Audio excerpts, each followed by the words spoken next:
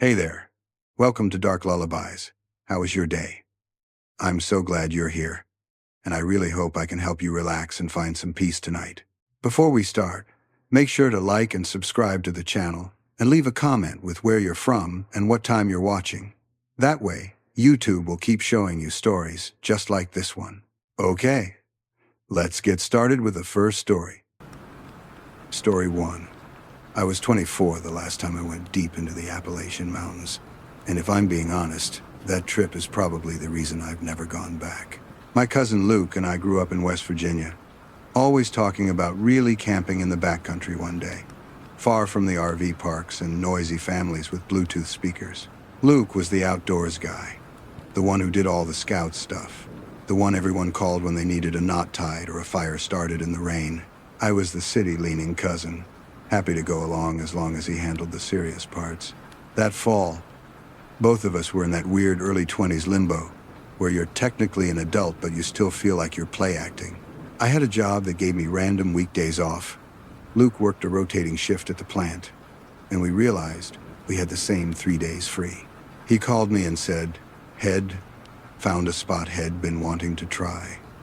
A quiet stretch of national forest in the Appalachians, a good 5-mile hike from the nearest gravel forest road, no official campground, just a hollow tucked between old ridgelines and a little creek." He said it would be perfect because nobody else would be there in the middle of the week. At the time, that sounded like a selling point. Now it feels like the opening line in a cautionary tale. We parked his truck at a pull-off that barely qualified as a parking area, just a wide spot off the forest road with an old bullet-riddled sign half swallowed by kudzu. The truck was the only vehicle in sight.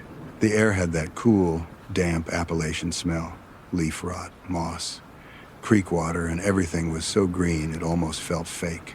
We loaded up our packs and followed a narrow game trail Luke had marked on an old topo map, crossing a shallow creek a few times, pushing through rhododendron thickets that closed over us like tunnels. After maybe 40 minutes of walking, we found a little clearing down in a hollow, just flat enough to pitch 2 small tents, and close enough to the creek that you could hear water, but not so close that you'd wake up soaked in fog. Luke grinned at me like Head just presented a finished project.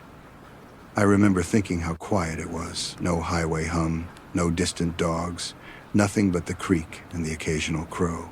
It felt like the kind of quiet you only notice after you've lived around noise your whole life. We dropped our packs, and Luke went straight into camp mode, pacing out spots for the tents, pointing at a spot for a fire ring. I moved slower, clumsy with the gear, still adjusting to the weight of my pack. We set up our tents side by side, just enough space between them for the little folding camp table Wed brought, and dragged in rocks from the creek bank to build a decent ring for the fire. Luke pulled out a fire starter and a lighter with that same little smirk he always had when he knew he was cheating on outdoors purity. And soon we had that perfect small campfire going. Not big enough to be obnoxious, just enough to throw off warmth and chase back the early evening chill. The sun sinks fast between those ridges, and by the time Wed boiled water, filtered drinking supply, and hung the food bag, the sky above the hollow was already that deep blue that's halfway to black. Luke was a believer in good camp food, so Head packed steak tips and sausages in a little soft cooler lined with frozen water bottles. I remember sitting on a flat rock, watching him cook over the flames, thinking how weird and good it felt to be out there, just us, no reception, no notifications. We were doing all the right things, keeping camp clean, gear in place, bear spray handy, even though, according to Luke, black bears in that part of the country mostly avoided people. He joked, the way he always did, that it wasn't the bears you had to worry about. It was some dude who doesn't want to be found. I laughed it off, because that's what you do when someone says something that lands a little too hard in a dark forest. As we ate and traded stories, a mix of childhood memories and the kind of half-serious talk about life you only seem to have outdoors, the woods around us faded into shadow. We had a little Bluetooth speaker playing old rock songs at low volume. It really was one of those perfect moments people post about when they talk about camping. Meat sizzling, fire cracking, cousin across from you, the world feeling simple for a second. When the food was gone and we were just working through our beers, Luke suggested we gather a bit more wood before really settling in for the night. He handed me the headlamp and told me to work my way up the slope behind camp while he checked along the creek for deadfall. I climbed a little way up the hill, sweeping the beam between the trees, looking for downed branches. That's when I found the first thing that still sticks with me. Just over the rise from our little hollow, not more than 50 yards from camp, there was another flat spot, small, but clearly used recently. The ground was scuffed, and in the middle was a messy circle of charred rocks and blackened ash. A dead campfire that hadn't been dead for long. When I knelt down and held my hand over the ashes, I could feel a trace of warmth. Off to the side, there was an empty beer can half buried in leaves. Not rusted like trash that had been there forever, but clean and modern, the kind of design you'd see in any gas station cooler. Next to one of the nearby trees, someone had carved 4 deep vertical lines into the bark and then a diagonal slash through them, like a tally. Underneath, a fresh carving. 10/14. It hit me that 10/14 was the date we were there. I remember my scalp tingling in that specific, almost electric way, like my body recognized the wrongness before my brain finished the math. I stood there longer than I should have, listening. The forest was still. No voices, no footsteps, just the hiss of our fire drifting up the hill, faint and comforting. I told myself it was probably some hunter or hiker who had camped the night before and carved the date as some weird little ritual. Still, the warmth of the ashes told me they hadn't been gone long. When I went back down, I didn't tell Luke all of it. I just mentioned there had been an old fire ring up the hill, like other people use this hollow sometimes. He shrugged and said that made sense. These forests had been used by somebody forever. He didn't seem bothered. And I didn't want to be the city cousin acting paranoid. We played cards on the little table between the tents, dealing hand after hand under the glow of the headlamp and the fire. We kept the music turned way down until it was barely audible, just a little background noise to soften the quiet. That's when the humming started. At first I thought it was part of the song bleeding through the tiny speaker, like some weird backing vocal. But when I paused the music, the sound didn't stop. It was this low, tuneless humming, the way someone might hum to themselves when they're walking alone. It floated through the trees, not close, but close enough that Luke and I locked eyes across the table. The humming dragged out a simple pattern, stopped, then started again. Underneath it, you could hear the faint crunch of footsteps on dry leaves, up in the darkness beyond the firelight. No flashlight beam, no talking, just someone walking and humming in the woods in the middle of the night. We both went very still. Luke reached for the flashlight and clicked it on, sweeping the beam across the tree line. But by the time he did, the sound had already faded, like whoever it was had changed direction or simply stopped. We sat there listening, holding our breath in that instinctive way you do when your body wants to use all its energy on your ears. Nothing.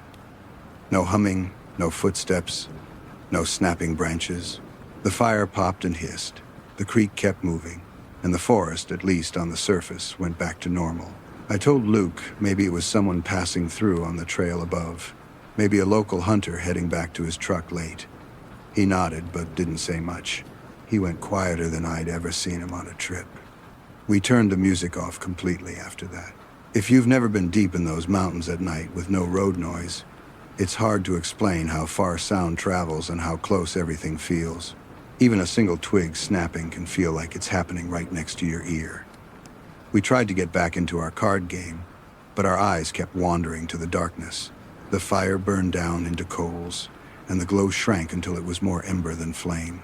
That's when the second weird thing happened. Something heavy hit the dirt between us and the fire with a loud thud, sending up a little puff of ash. My brain needed a second to catch up, because it didn't look like it had fallen from anywhere above. It was a thick, jagged length of branch, about as long as my forearm, fresh enough that the inside wood was pale where it had been snapped. It had come from the tree line, not from the canopy. Luke's chair scraped back so hard it almost fell over. He didn't shout at first. He just stared into the darkness above the thrown branch, that narrow place where the firelight and the night met. Then he did what Luke always did when something scared him. He got loud. He stood up and yelled into the trees, telling whoever was screwing around to grow up, to leave us alone, that we were armed. All the usual bluff that works better when you actually are armed. We had bear spray and a couple of knives. That was it. For a long beat, there was nothing. And then, faint and higher up the hill, we heard the distinct crunch of footsteps again. Moving away. Not in a hurry, just leaving. It was the casualness that bothered me. If you've ever been messed with by someone who enjoys it, you know that feeling. I remember telling Luke we should pack up and hike back, that we could walk by Headlamp and sleep in the truck at the trailhead, or even just sit there until sunrise. He shook his head and said trying to navigate those Appalachian trails in the dark, tired and nervous, was a good way to twist an ankle or walk off the wrong spur and get lost. He also didn't want to leave our gear. He kept saying we'd be fine, that whoever it was just a jerk who had gotten bored already. He told me to keep the bear spray within arm's reach in the tent and to sleep with my headlamp around my wrist. Well, take turns staying up, he said. He'll go first. The plan sounded reasonable in the firelight with him sitting there, but fear operates on a weird delay. Sometimes your body doesn't catch up until later, when everything is quiet again. I crawled into my tent, zipped it halfway, and slid into my sleeping bag, fully clothed, the can of bear spray next to my right hand, headlamp still strapped to my forehead. I could hear Luke rustling around outside. Turning pages of the paperback head brought the occasional crackle of the dying fire. The forest settled, or at least pretended to. I don't remember falling asleep, only that at some point I woke up and it was darker than before. Quieter too. The creek sounded farther away, like I was underwater. It took my brain a good few seconds to realize why I was awake. Something about the air felt wrong, heavy. My eyes opened slowly. And at first there was nothing but the dim shape of the tent ceiling above me. Then I saw it, a silhouette filling the little triangle of mesh near the top of the unzipped door. A head and shoulders leaning in slightly, like someone studying a painting. From where I was on my back in the bag, I could only see the outline, no features, no eyes, just the blocky shape of a human head intruding into the lighter gray of my tent interior. For a heartbeat, my brain tried to make it Luke. I remember whispering his name in this hoarse, sleep-thick voice, asking if it was my turn to keep watch. The silhouette didn't answer. It didn't back away either, just stayed there, breathing quietly enough that I couldn't hear anything over my own pulse. As my eyes adjusted more, I realized something else. Whoever it was standing between my tent and where the fire had been, meaning they were blocking what little light might have been there. Luke would have approached from the side, from his tent. There was no booklight, no firelight, nothing. Just this shape leaning in, as if memorizing my face. A deep, cold clarity cut through the last of my sleepiness. I heard my dad's voice from years ago in my head, telling me that in the woods, you respect nature, but you fear people.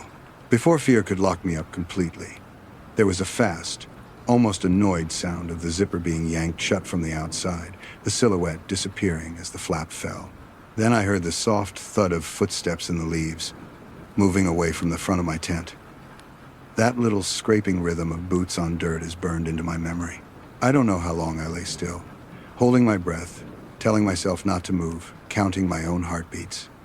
Then, like someone hitting a switch, adrenaline dumped into my system. I sat up so fast the bag twisted around my legs and fumbled with the zipper, poking my head out into the cold air. Our fire was completely out, only a faint dark circle showing where it had been. The clearing was pure shadow, just a little bit of weak starlight leaking through the canopy. Luke's tent was zipped up tight. No one was standing between us. No one was at the edge of the trees. The forest was still, too still. I scrambled over to Luke's tent and unzipped it without asking, shining my headlamp inside. He was there, on his back, dead asleep, mouth open, book beside him. I said his name too loud, shook his shoulder harder than I meant to. He woke up, confused and irritable until he saw my face. Then he sobered. I told him someone had been at my tent, watching me from the doorway. You could see the moment he believed me, because the joking, minimizing part of him didn't even try to show up. He rubbed his eyes, grabbed his bear spray, and told me to drag my sleeping bag over to his tent. He said we could at least be in the same shelter if anything else happened. As I darted back to my tent to grab my stuff, I heard the third thing that pushed me from uneasy into a kind of quiet panic. A faint, scratchy sound from just beyond the tree line, followed by that same low, tuneless humming. Closer now. Like whoever it was had been standing inside the circle of dark just beyond us the entire time, listening. On the ground between my tent and the trees, I noticed something I hadn't before. A set of boot prints, stamped into the damp earth, that hadn't been there when we went to bed. Clear, as if someone had walked slow laps around our camp. One of my tent's guy lines had been loosened and retied with a knot I didn't recognize, almost decorative. There was a small, rusty fishing bell tied into it, the kind you'd clip to a line. The little metal ball inside making the softest jingle with every movement of the tent wall. It was the kind of detail nobody stumbles into. Someone had done that as a message, or a joke, or both. I didn't tell Luke about the bell until later. I just grabbed my bag and hustled back to his tent. We zipped ourselves in and sat there in the dark for a while, both of us holding onto our cans of bear spray like they were guns. I could tell he was angry. Not at me, but at the situation and maybe at himself for bringing us there. He whispered that he must have dozed off, that Head meant to stay awake. I wanted to be mad at him, but fear leaves very little room for anything else. We decided to sit in shifts, but neither of us really slept. Every small sound, a branch shifting, an acorn dropping, felt like footsteps. At one point, the humming started again and drifted around the hollow, fading and returning, as if whoever it was just walking slow circles in the forest, occasionally letting the tune slip out under their breath. The longest 3 hours of my life passed like that, in tiny pieces of listening and flinching. When the faintest gray light started to touch the tops of the trees, we were already packing. We didn't cook breakfast, didn't make coffee, just stuffed gear haphazardly into packs and stamped dirt over the fire pit. The world felt different in daylight, smaller, like maybe we had overreacted, like maybe it had all been less dramatic than it felt at 3 a.m. That illusion lasted until we got back to the truck. The forest road was as empty as Wed left it, no other vehicles in sight. But on the driver's side of Luke's truck, someone had dragged a stick or a knife along the dusty paint in a long, lazy arc, carving a rough, humming-looking spiral from the front door all the way to the back panel.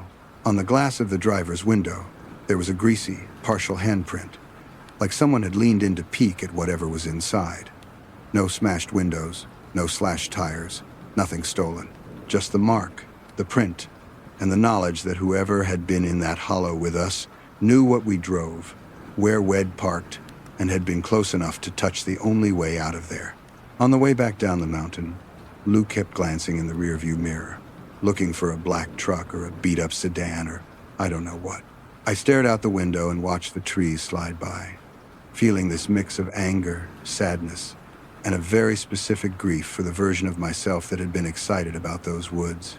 When people ask now if I want to go on a real backcountry trip, I always hesitate. I usually make some joke about liking hot showers too much, or not wanting to wrestle a bear for my food.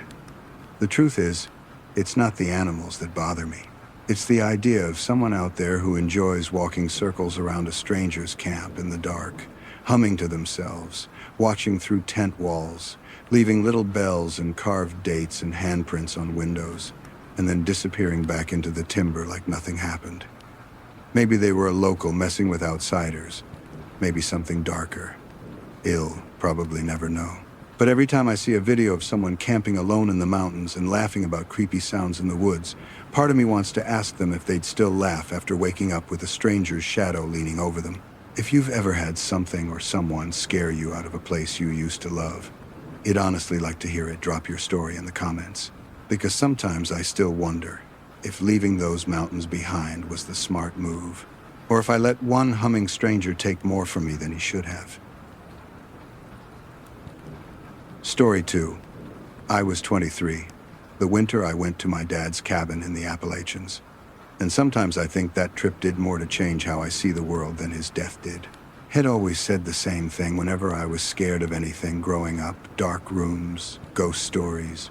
Whatever kids get rattled by Head tell me not to waste my fear on the dead. to save it for the living because they're the ones who can actually hurt you. He said it so often it became one of those lines you roll your eyes at as a teenager, then find echoing in your head at the worst possible moment. My dad died by suicide a few months before all this, and it knocked my whole family sideways. I got a small insurance payout and a lot of grief that didn't know where to go. On top of that, my mom couldn't afford to keep the small mountain cabin he and my uncle had built years ago near the North Carolina-Tennessee border, tucked off some narrow switchback road in the Appalachians, so she put it up for sale. There was a gap of a few weeks before it would be listed and shown, and I told myself it would be good for me to go up there alone with my dog, Moose, to clear my head, get away from work and pity and all the questions nobody knew how to ask out loud. I quit my part-time job, threw my snowboard in the back of my car even though the local ski hill barely counted as a mountain, loaded up groceries, whiskey, and more dog food than I thought we'd need, and drove up into the hills with Moose's head hanging out the back window. The cabin sat on a little rise above a gravel drive, surrounded by tall pines and bare-limbed hardwoods, the kind of place that feels swallowed by trees once the sun drops.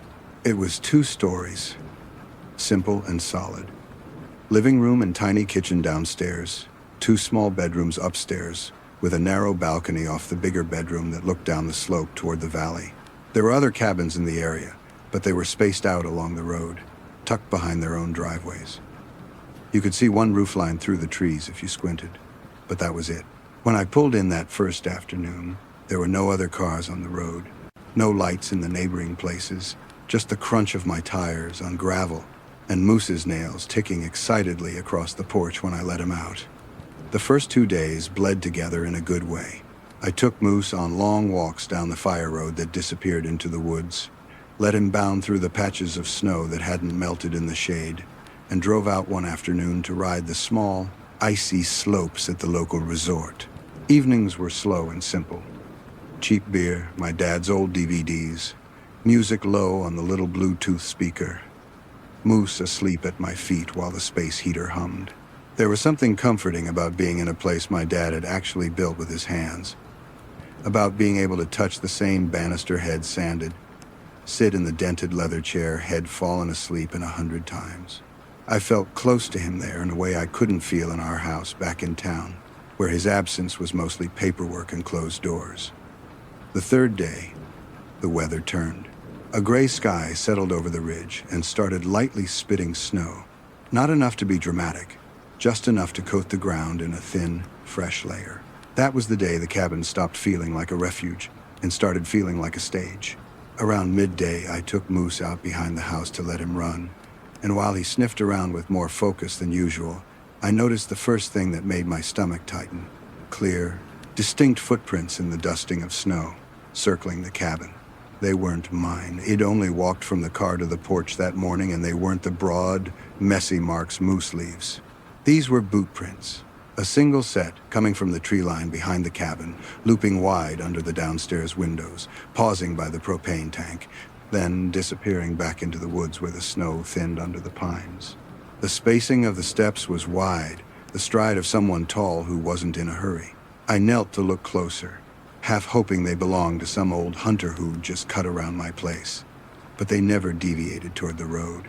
Whoever it was had come from the woods and gone back into them, deliberately skirting the cabin rather than passing by on the driveway. Under the window of the upstairs bedroom, the one I was sleeping in, the snow was slightly more churned, like whoever it was had stood there for a few moments. Moose trotted over and sniffed at that spot so hard he sneezed, then started whining low in his throat, staring into the trees with his hackles raised. It was the first time I'd seen him unnerved by anything up there. I tried to reason with myself. Maybe a neighbor was checking on the place and didn't want to come to the door for some reason. Maybe a hunter followed a deer trail and paused to rest there. Maybe I was just on edge already, looking for ghosts in patterns of snow. As I made myself walk the perimeter, I noticed a second detail that didn't fit. A little spot under that same bedroom window where the snow was gone. A circle of flattened leaves and dead grass with a few cigarette butts mashed into the soil, the kind of shallow nest you make when you sit in the same place for a while. Above it, on the trunk of a pine, someone had carved a set of vertical lines with a knife. and then crossed them with a diagonal slash, like tally marks. They were fresh enough that the wood sap still looked pale and wet. That image, more than the footprints, made my chest feel tight, like this wasn't the first time someone had sat there watching the cabin. I went back inside, locked the doors even though nobody was around for miles, and checked every downstairs window latch. They were all locked. I told myself it was fine, that whoever it was had moved on, that cabins attract weird kinds of curiosity. But as afternoon slid into evening and the sky turned that dull metallic color, the quiet began to feel heavier than it had before. Around 9, I was upstairs in the bigger bedroom, half watching a movie on my laptop while Moose snored at the foot of the bed, when his ears snapped up. He turned his head toward the bedroom door, then toward the balcony, his whole body suddenly alert. A second later, the cabin itself gave a long, hollow creak from above, followed by a slow, deliberate series of thuds moving from one side of the roof to the other. It wasn't branches. Branches scrape and patter. This was weight, landing and shifting on metal. Hoofbeats were my first irrational thought, because that's what they sounded like. A measured, 4-count rhythm, stopping and starting, like something pacing up there. Moose started pacing too, nails clicking on the wood floor, alternating between the balcony screen door and the bedroom door, as if unsure where the threat was. Every instinct I had was arguing with itself. The rational part of my brain said maybe chunks of ice were cracking and sliding off. Maybe a raccoon had somehow gotten up there. Maybe the new snow was playing tricks. The rest of me felt 15 years old again, standing outside my childhood bedroom and thinking about what my dad used to say about fearing the living. I decided that if this really was some animal or loose metal panel, I needed to know before I spent the whole night imagining something worse. So I grabbed my coat, my flashlight, and my cigarettes, and stepped out onto the balcony with Moose pressed close behind me, his body warm against my legs. The air bit my cheeks immediately, and the treetops were just black shapes against a clouded sky. I swept the beam of the flashlight across the slant of the metal roof. No movement, no snow disturbed, no scratches. If something had been up there, it left no trace. I stepped back to the balcony railing, let my eyes adjust, and tried to calm down.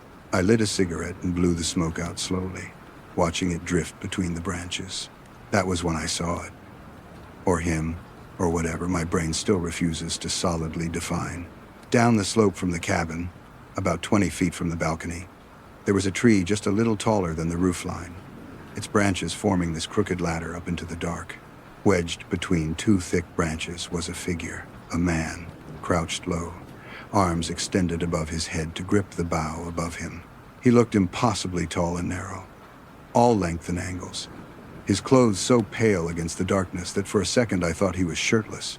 His face was tipped toward me, mouth open, not in a scream, not in a smile, just hanging open like someone mid-breath.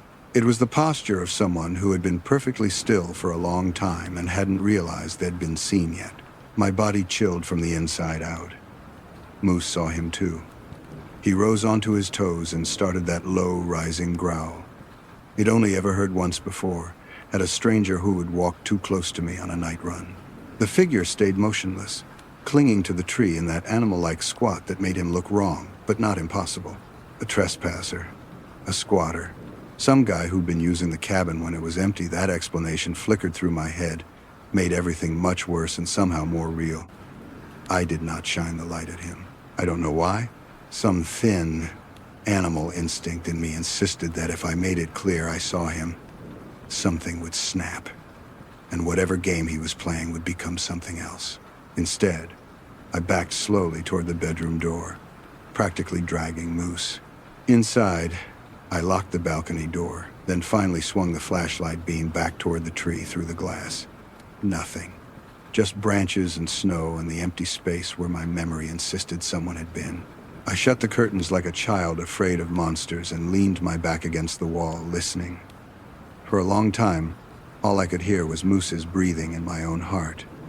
Then the house flickered. The lights dimmed, came back, then went out entirely, taking the heater and the fridge and the hum of everything with them. The darkness that settled in that cabin was so complete it felt thick, like stepping into a closet and closing the door. I stood there a moment, letting my eyes adjust, then went into crisis mode and headed for the stairs to check the breaker box in the little utility closet downstairs. Moose stayed pressed to my leg the whole way, moving reluctantly. The breaker looked fine. I flipped a couple of switches anyway, hoping for that simple click and return of the hum, but nothing happened. That was when I noticed the back door was unlocked. I was almost positive I had locked it earlier out of habit, turned the deadbolt, checked it twice. Now, the deadbolt was open, the latch turned. On the tile in front of it were 3 small half-moons of melted snow, like someone had stood there just long enough to leave marks and then stepped back out. My throat went dry. I secured the door through the deadbolt, then noticed something else. The basement door, which I hadn't opened since arriving, was slightly ajar.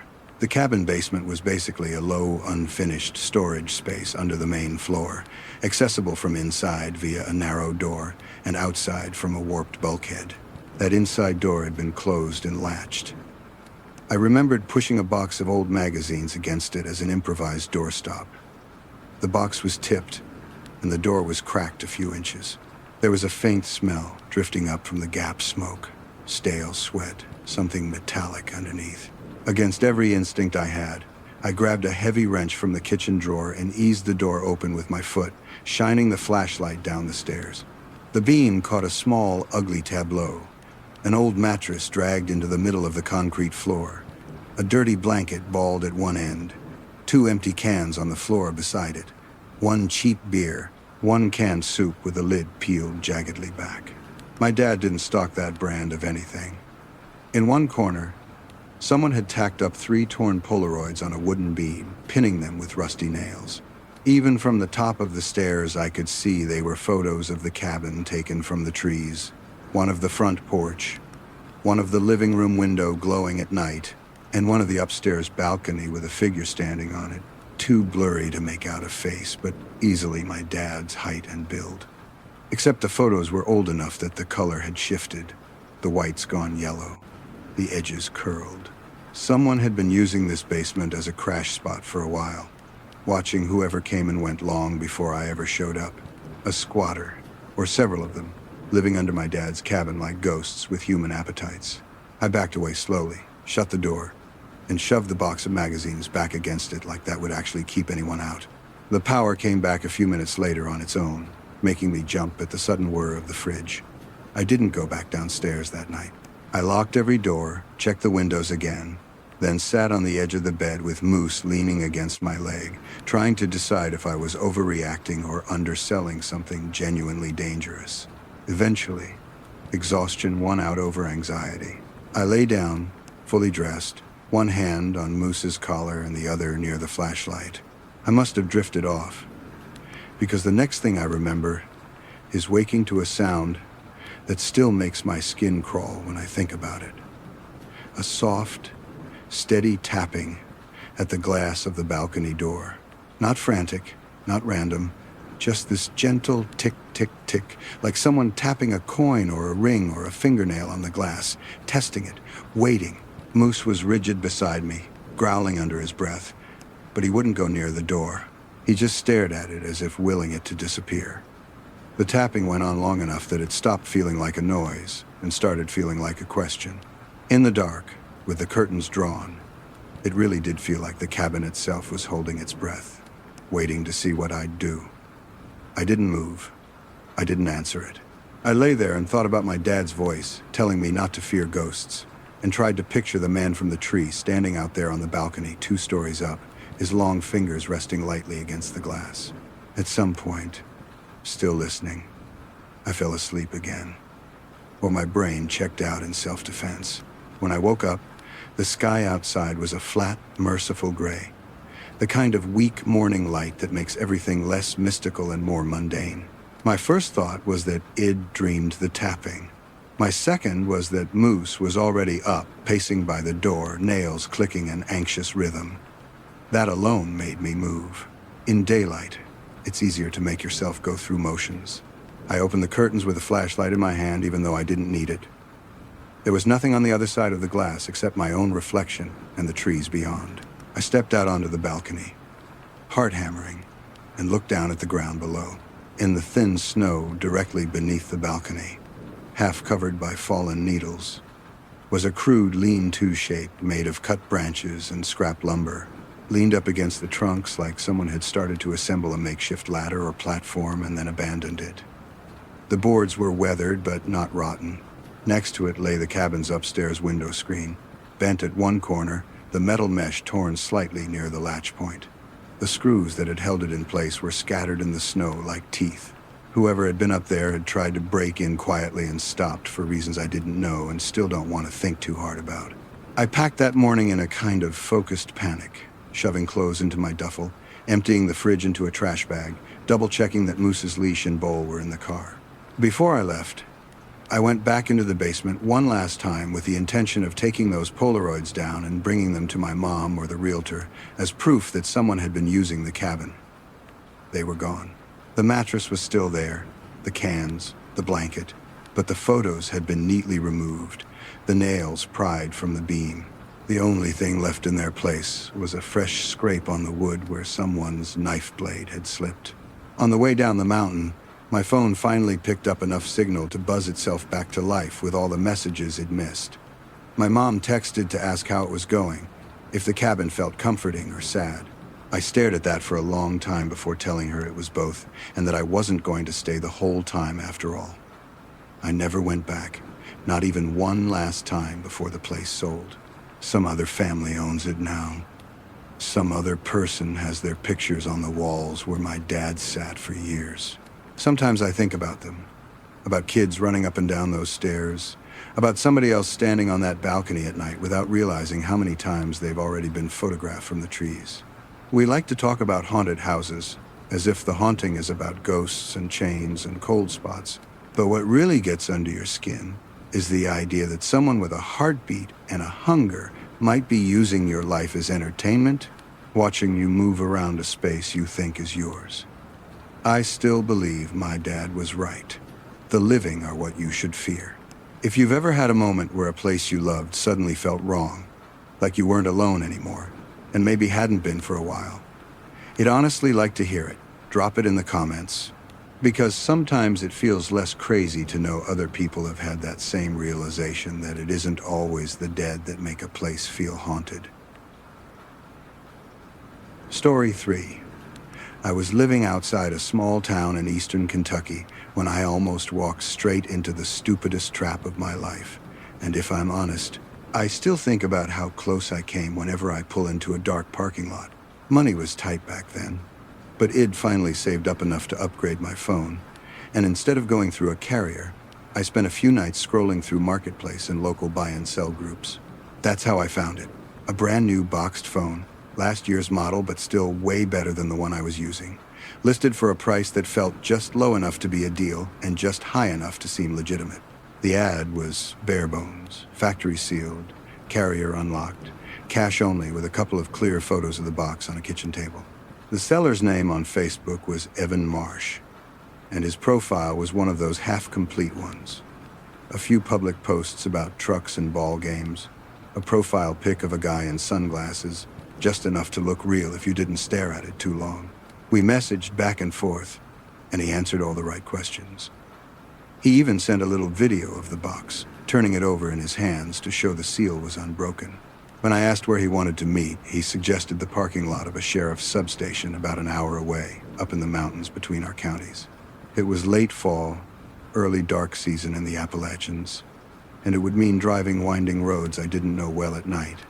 But the idea of meeting right outside law enforcement relaxed me enough to say yes. He said he worked odd shifts and could only do that evening. I told myself that if he were a scammer, I'd never suggest meeting near cops. I didn't want to go alone, so I started texting friends trying to make it sound like an adventure rather than a sketchy errand. My friend Jenna, the kind of person who could turn a grocery run into a road trip, agreed to come if I bought her dinner. She liked nighttime drives through the hills, and I liked the idea of not showing up to a cash deal in the dark as a solo guy. We headed out just after 8, my old Civic humming along the 2-lane highway as the town lights fell away behind us. The farther we drove into the mountains, the emptier the world felt. Houses thinned out, replaced by steep drop-offs and dense tree lines, the silhouettes of ridge after ridge looming against a starless sky. I remember remarking, half joking, on how there was nowhere to pull off if anything went wrong, and how little I liked the idea of standing in a pool of fluorescent light in an empty sheriff's lot like a target. We laughed it off, because that's what you do when something makes you uneasy and you don't want to look like a coward in front of your friend. At one point, Jenna pointed at a dark SUV in the rearview mirror that had been behind us for several miles, sitting just on the edge of the high beams, never passing, never falling back. I told her it was probably just someone else heading toward the same cluster of nothing we were, but I pressed a little harder on the gas anyway. The SUV turned off down a side road eventually, but I caught a glimpse of it as it did. The paint looked dull and matte under the faint highway light, like it had been deliberately covered in dust. The rear license plate blocked by a plastic frame that made it unreadable in anything but full daylight. It bothered me in a way I couldn't quite name, so I filed it away in that mental drawer of don't think about this too hard right now. We reached the substation a few minutes before the time Wed agreed on. The station itself was one of those small county buildings set back from the road, motion lights glaring down at a row of empty parking spaces and a couple of sheriff's cruisers. The lot was almost completely empty. Just my Civic and two marked SUVs. There were no other civilian cars. No sign of anyone waiting. I parked where the security camera over the front door could see us, locked the doors, and messaged Evan that Wed arrived. He didn't answer right away. Jenna and I sat there talking, the car idling, that kind of surface-level banter you use to cover an undercurrent of tension. A few minutes later, my phone buzzed. Evan said Head had car trouble on the way and was pulled off on the shoulder of a side road about 10 minutes past the station. He dropped a pin on the map, some unnamed road that cut off the highway and dove straight between two thick walls of forest. No houses, no businesses, just a thin gray line cutting through green on satellite view. He said he had jumper cables and just needed a quick jump, that we could do the money and the phone at the same time so we wouldn't have wasted the trip. Reading it, I felt that same cold prickle down my spine Id felt when I saw the SUV behind us. Meeting at a sheriff's station had felt smart. Leaving the sheriff's station for a dark side road felt like deliberately walking away from safety and into the unknown. I told him Wed think about it and asked if he could maybe limp his car into the actual lot instead. He responded quickly this time, saying it was too risky to drive on the battery, that his hazard lights were already dying, that he didn't want to get stuck in the middle of the highway. He threw in a line about how he understood people were cautious these days, but he wasn't some weirdo, and if we drove past and didn't like the look of things, we could just keep going. That line giving us permission to drive by should have made it feel safer. Instead, it somehow made the whole thing sound rehearsed, like Head said it before. Jenna was shaking her head before I even finished reading the messages out loud. The look on her face was somewhere between amused and alarmed. We both knew the right answer was to tell him no and go home, but it's incredible how fast your brain starts doing math when money is involved. I'd driven an hour into the mountains. Told myself this was my one chance at a deal I couldn't afford otherwise, and didn't want to admit I'd maybe been stupid to trust a stranger with a half-complete profile. I suggested a compromise. Wed drive past slowly, not even pull over unless it seemed absolutely fine. If anything felt off, I told her I'd just keep driving. She reluctantly agreed, on the condition that we screenshot everything and send it to another friend back home so someone knew where we were. That extra step, texting a live location to a third person, was one of the only smart things I did that night. We pulled out of the lot and followed the GPS instructions. The road Head pinned came up faster than I expected, a narrow turnoff marked only by a bent county sign and an overflowing ditch. I turned onto it, and the change in atmosphere was immediate. The shoulder disappeared, replaced by a steep drop on one side and a rock wall on the other, trees leaning overhead like they were trying to cover the sky. There were no streetlights, no houses, no mailboxes, no indication that people used this road for anything but passing through. As we drove deeper, the weak cone of my headlights was the only thing cutting through the black. Jenna went quiet, her eyes flicking from the windshield to my phone in the cup holder where the map showed we were closing in on the pin. We saw the reflection before we saw the car itself. Two pale crescents of chrome floating in the dark ahead. As we crept closer, my headlights finally picked out the shape of a sedan pulled onto the narrow gravel lip on the right side of the road. It was dark-colored, windows tinted, hazard lights off. The hood was up, but no steam, no obvious damage. The thing that should have been reassuring, the actual presence of a car, did the opposite. Because there were no other cars, no scattered tools, no sense of someone actively working on a problem. The driver's door was slightly open, just an inch or two. The interior swallowed by shadow. As my lights washed over it, the door didn't move, didn't swing open farther or close. It just hung there, like someone had gotten out in a hurry or crouched behind it to stay low. On the shoulder across from it, tucked just outside the glare of my beams, I saw something else. Faint shapes that could have been people. 2 or 3 of them. Too still and too perfectly positioned, like they were waiting for a cue. I couldn't make out faces, just darker smudges against dark trees. But every hair on my arm stood up at once. In that split second, some primal part of me imagined how this would go if we stopped. The open driver's door blocking my view on one side, strangers emerging from the trees on the other. Nowhere to reverse without sliding off the edge. No cell signal, no witnesses. Just a pair of idiots with cash in their pocket who'd willingly driven into a dead end. Whatever part of me still wanted the phone shut up. I kept my hand steady on the wheel and drove right past, trying not to let my speed show my panic. For a moment, it felt like the world itself was holding its breath.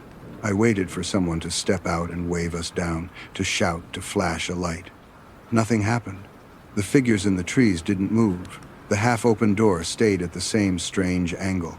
We didn't talk until we were back on the main road. And then it was just a shaky, mutual explosion of, nope, absolutely not. What the hell was that? The kind of frantic relief laugh you get after almost rear-ending someone. My phone started buzzing in my pocket while I was still merging, and I knew without looking that it was Evan. His first call went unanswered. Then he called again, then again. I let them all go to voicemail. Then the messages started popping up faster than I could clear the notifications. Had seen us drive by, wanted to know why we didn't stop, insisted his car really had died, said we were being paranoid, accused us of wasting his time. The tone went from friendly to irritated to something colder in the space of a few texts. At one point he typed, "You think I can't see your plates?" And that was when I finally blocked his number and profile, my hand suddenly unsteady on the wheel. We were both rattled enough that we decided to stop at the first diner we saw on the way back. A squat concrete place clinging to the side of the highway with a flickering neon coffee cup in the window. The parking lot was almost empty. Just a few trucks and an older minivan. But after the dark road, the yellowed windows and smell of fry oil felt like safety. We slid into a booth near the back, facing the door without even meaning to, and ordered coffee and pancakes we weren't really hungry for. My nerves were finally starting to settle as we replayed the drive over and over, trying to decide if we were more paranoid or more lucky when the bell over the door chimed and a man walked in alone. He wore a dull gray hoodie, the hood pushed back and a baseball cap pulled low. His jeans were smeared with mud up to the knees, the kind you get from standing on the shoulder of a wet road for too long. His hands looked raw and scraped, like he'd been handling rough metal. As he stepped fully into the light, I recognized the jawline and the shape of his nose from the profile pictures he'd stared at on my phone for 2 days. The guy who'd just walked in and taken a stool at the counter looked like the man behind Evan Marsh. He glanced around the diner casually and his eyes slid over our booth, barely pausing, but it was long enough for a cold knot to form under my ribs.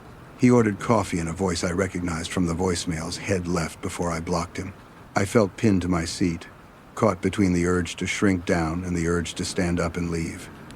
The waitress brought our drinks and the check at the same time, reading our tension like it was written on our faces. The man at the counter kept glancing up at the window, as if checking the lot for someone.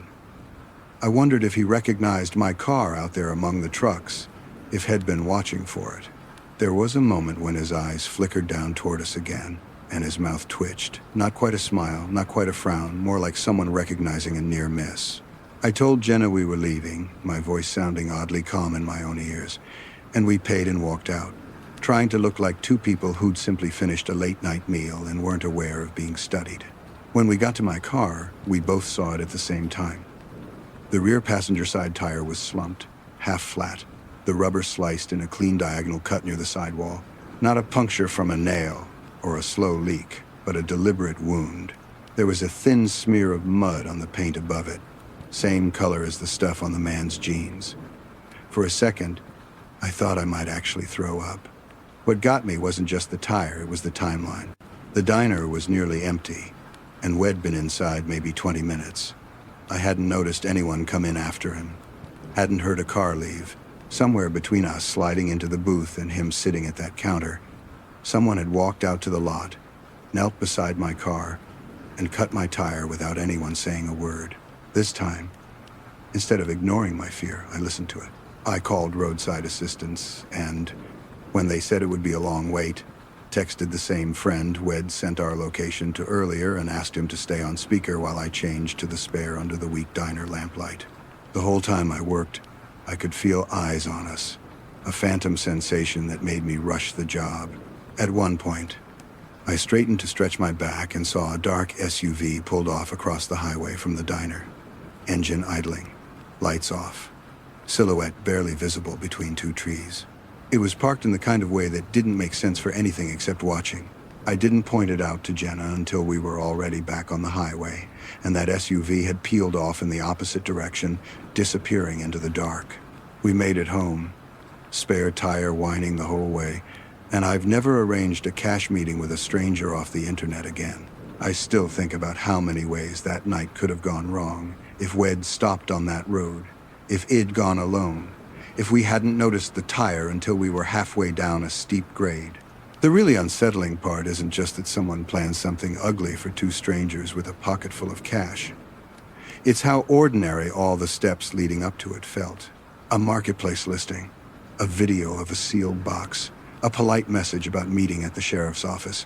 It all looked so normal, until it didn't. Whenever I tell this story, people say they'd never be dumb enough to go. And maybe they wouldn't. But there's a version of all of us that wants to believe a good deal is just a good deal, that danger announces itself with a mask and a weapon instead of a friendly profile picture and a half-open car door on a back road. If you've ever had a marketplace or Craigslist meetup turn sideways, or if you've backed out at the last minute because something in your gut screamed at you, I genuinely want to hear it. Drop it in the comments. Because the more we say these things out loud, the harder it is for people like Evan to pretend they're just unlucky sellers with broken down cars in the middle of nowhere.